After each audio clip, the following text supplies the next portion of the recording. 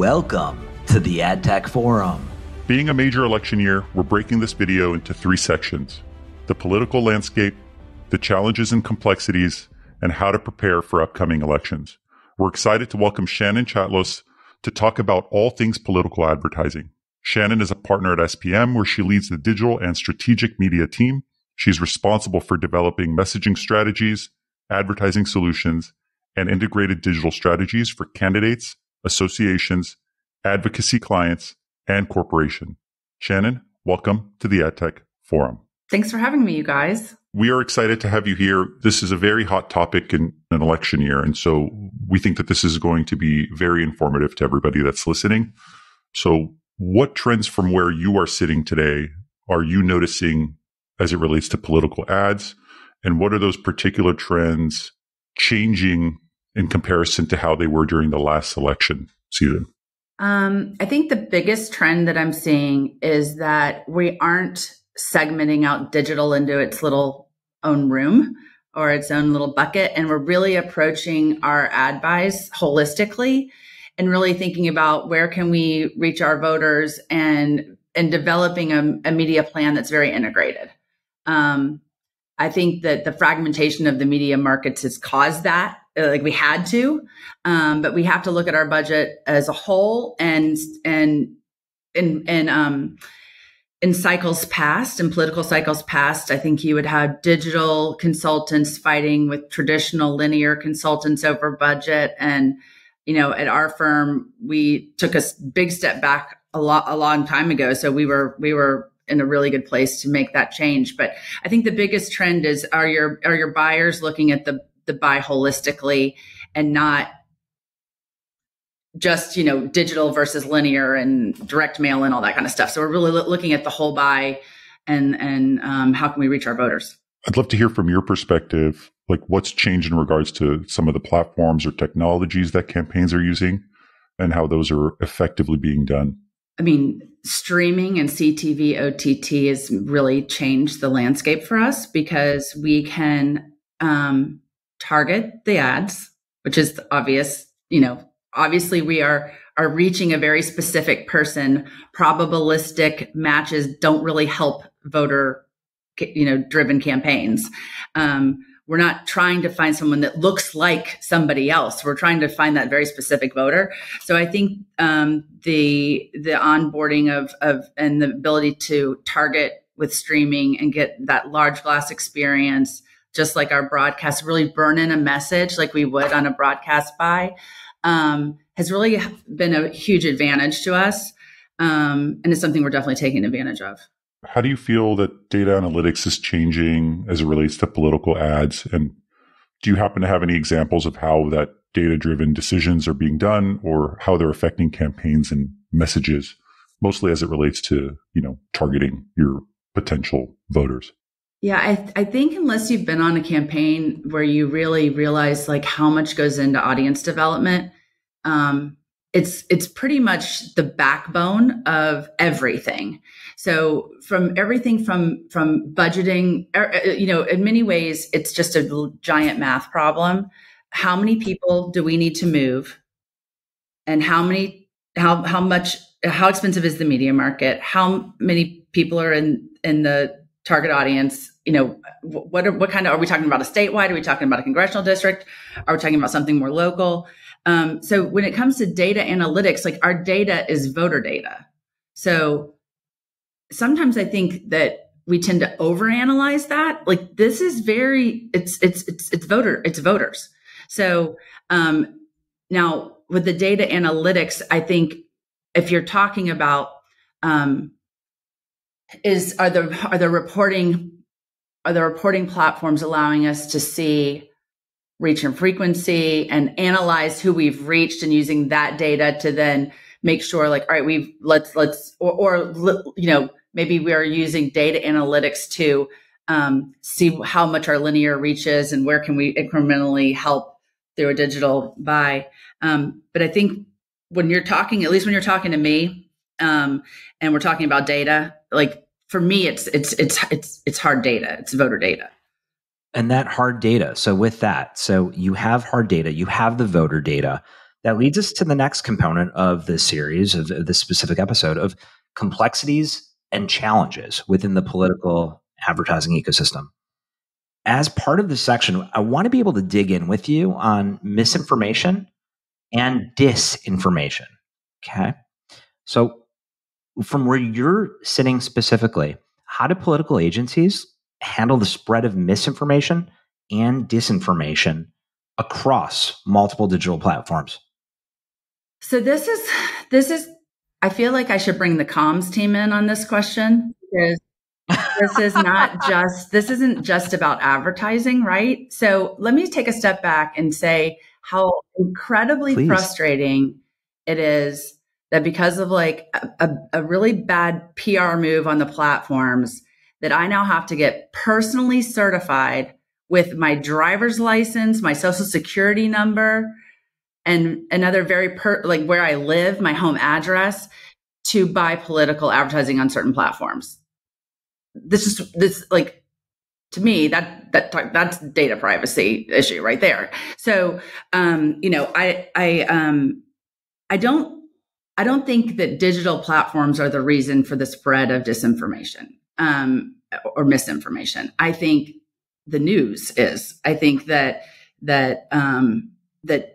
we've gotten incredibly partisan, and I think that news programming has gotten is probably more likely to be the culprit of spreading misinformation than digital platforms. I was talking to Eric Wilson earlier today, actually. He's a good friend. And he said, hey, oh my gosh, I just tweeted about this, that it was like 0.15% of content on digital platforms would be considered fake news. But that's a very small. 0.15. Wow. 0.15. Yeah. Wow. Yeah. So, to be clear, 0.15 would be considered fake news. And you also have to remember that political campaigns sling mud. I mean, this is not, this is not anything new. This is, now listen, we have to provide substantiation for the claims that we make. So. And what strategies do you proceed with to be able to substantiate the variances or the differences, or be able to just back that up? Well, to my point, we can use news. So, listen, I happen to be in a situation where and I'm just being completely honest with you. I haven't never had a client ask me to create an ad or put something out that was blatantly false. So I know that that's not the case for some advertisers. And SPM, our firm does tons of content creation. We just haven't been put in that situation that it's that blatant. So this isn't an area that's a super challenge for me. Okay, that's great. Let's pivot to the next question. When it comes to ad targeting and just voter privacy, you even explained firsthand, Shannon, how you have to give your social security number. What are the ethical and privacy considerations when using targeted digital ads in political campaigns? Sure.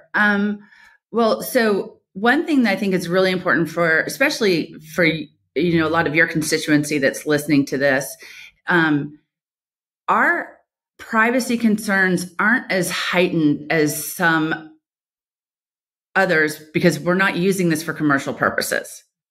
So most of the privacy laws and restrictions are around commercial use of data. And we are using data that is publicly available as most of our targeting. So I'm using publicly available voter data, which, by the way, it's always funny that I think we spend a lot of time creating privacy laws, but I can still walk up to someone's door and door knock for political purposes, no matter what the no solicitation sign says at the front of the neighborhood. I agree with you on that. So, and you can send as much direct mail as you want. You can, so when you become a voter, know that, the reason that at least I think maybe North Dakota or South Dakota has no voter registration. You just show up and vote. But for the most part, voter rolls and voter registration data is public information. So we're using that data one-to-one. So we're either putting it up into one of the, aggregators like a Simcasting or a LiveRamp, or we're uploading the data directly, such as Facebook and the programmatic platforms that we like to use. So, I mean, again, we're using it so specifically, and we're modeling it to a, and using it directly. So you answered the question. That makes sense. How you're approaching it. Yeah. And so, and what I would also say is that, like it's part of democracy. Like this is, you want voters to be informed. And so you want to keep you need to have it remains such that this is public information. I absolutely love how you just touched on democracy. So hitting on the third portion of what we're going to be talking about, obviously, as the three of us know, and everyone watching and or listening, we have many upcoming elections this year. This is a big, big year. And we appreciate you taking the time out of your incredibly busy day, Shannon, to talk with us about this.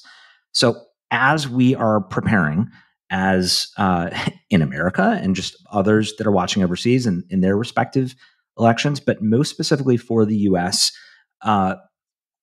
help us understand, what role does AI play in the development and deployment of political ads? Is AI a friend or is AI a foe? So I was actually at an ad tech forum in New York recently.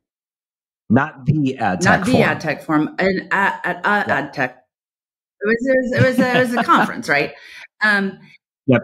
I know which one you're talking about. Yep. The very smart, this isn't this year, this is a couple years ago, but AI was just kind of being something that people were really, really starting to talk about. And a gentleman said something that really stuck with me, and that is that AI should be used as a force multiplier for human intelligence. And for us in political, I think that is how it's used best. The AAPC has come out against, which is our American Association of Political Consultants. It is completely unethical and against our code of ethics to use deep fake AI generation for anything. And by the way, that's just inviting like a very bad news story for your candidate, right? Like if you're using fake stuff and you're creating things that aren't real, I mean, the whole point of a candidate is to convince voters that your authentic self is worth the vote. So right? Yes. I mean, so the use of AI that isn't real and creative is not authentic. However, how I use AI is to make my team smarter and faster. So if we're trying to come up with contextual keywords to buy against, then I can, upload a video or our entire website and say like, what should, help me be faster. Right.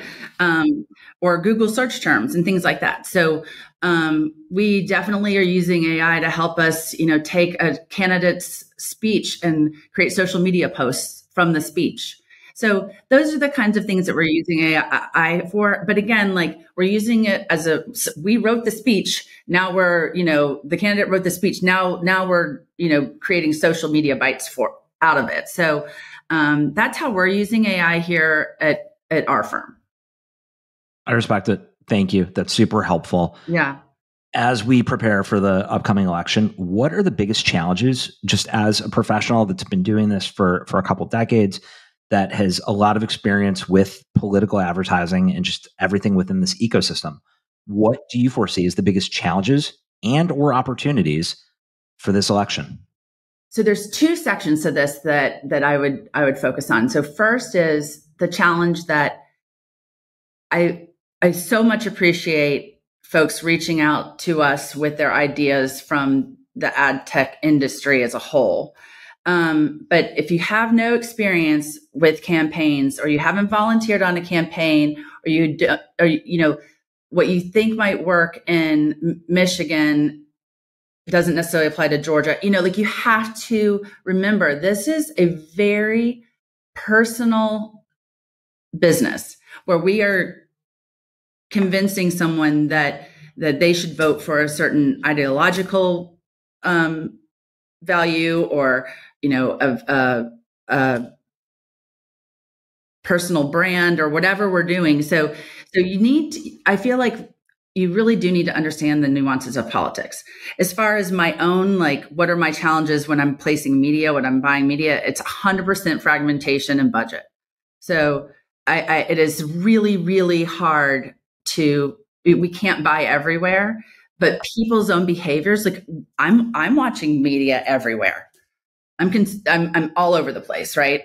I'm watching Hulu live broadcast, and then I'm streaming something while I'm on my phone on Facebook or Instagram. I mean, so we know that voters are human beings, citizens of America, are all over the place, and the budget's only, it's only so much. Awesome. Well, thanks again for tuning in to the first of 2 episodes focused on political advertising. The second episode will be focused on healthcare. Thanks again to our sponsors, IQM, and thank you, Shannon, for being here. Thanks, guys. Thank you.